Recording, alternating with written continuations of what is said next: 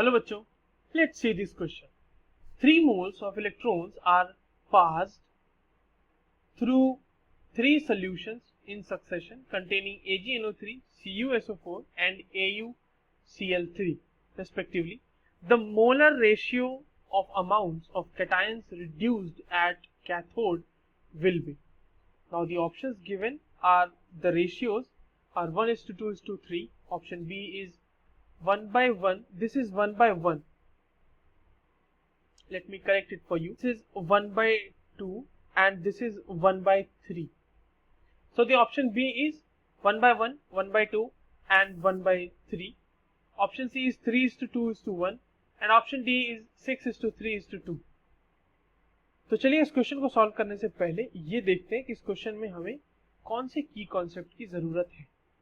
इस क्वेश्चन को सॉल्व करने के लिए जिस की कॉन्सेप्ट की आपको जरूरत है that is the Faraday's law of electrolysis, और उसमें भी Faraday's second law of electrolysis की जरूरत है। Now Faraday's second law of electrolysis का एक्सटेंशन अगर देखा जाए तो वो ये कहता है कि अगर आप सेम नंबर ऑफ इलेक्ट्रॉन या फिर same number of moles of electron अगर सॉल्यूशन से पास कराते हैं तो जो नंबर ऑफ इक्विवेलेंट डिपॉजिट होंगे ना मेटल के वो सेम होंगे।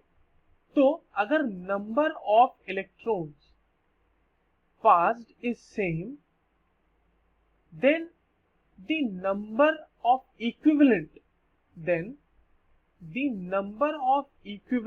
of metal deposited is same। तो इसी कंसेप्ट को यूज करते हुए हम इस क्वेश्चन को सॉल्व करेंगे, और इस क्वेश्चन को सॉल्व करने के लिए एक और जो कंसेप्ट आपको आना चाहिए that is the conversion of number of equivalents into number of moles.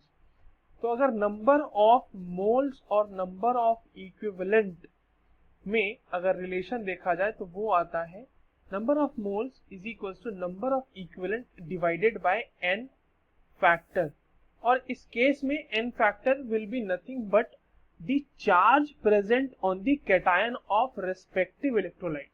Her electrolyte में जो कैटायन के ऊपर जितना चार्ज प्रेजेंट होगा वही उसका n फैक्टर होगा।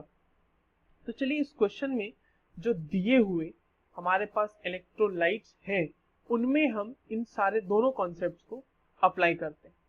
अब एक बात देखो, यहां पर अगर Ag+ के डिपोजिशन की बात हो या फिर Cu2+ का कन्वर्जन हो कॉपर में या Au+3 का कन्वर्जन हो कॉपर Au में, ये तीनों ही केसेस में जो नंबर ऑफ इक्विवेलेंट्स होंगे वो तो सेम होंगे ना।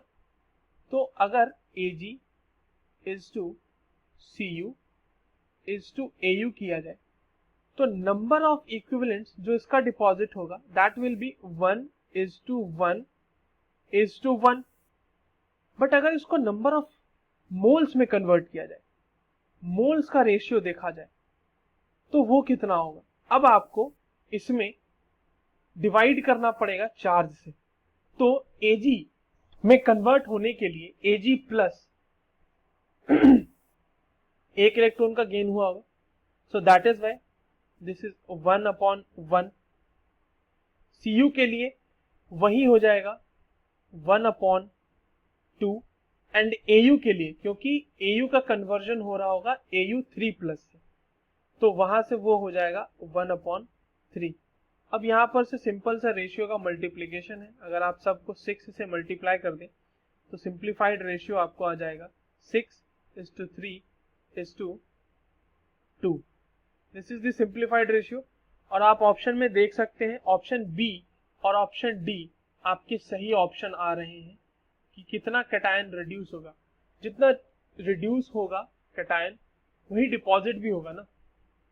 तो that is why the correct answer for this question is B and D. I hope you understood it well. All the best.